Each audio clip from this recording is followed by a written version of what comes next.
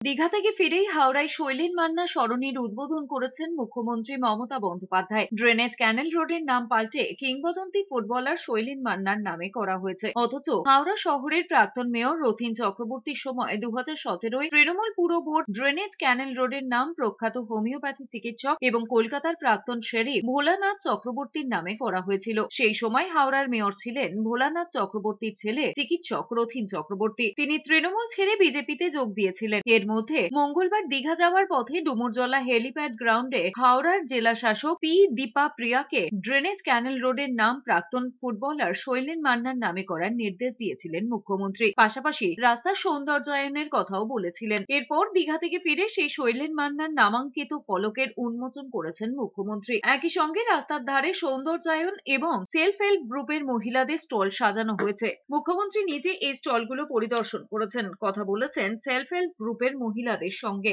বাংলার দোকান থেকে শুরু করে জামা কাপড় মেয়েরা যেগুলো পরে এবং গয়নাগাটি এগুলো আছে। এছাড়াও এখানে যেটা হবে সেটা হচ্ছে একটা ট্রামের মধ্যে এর একটা লাইব্রেরি তৈরি করবে কিছুটা জায়গা জুড়ে, মানে পুরো এলাকাটা জুড়ে। আর একটা জায়গায় একটা রেস্টুরেন্ট করবে, আর একটা জায়গায় মানে যাতে বাচ্চারা খেলাধুলা করতে পারে সেই ধরনের কিছু করবে।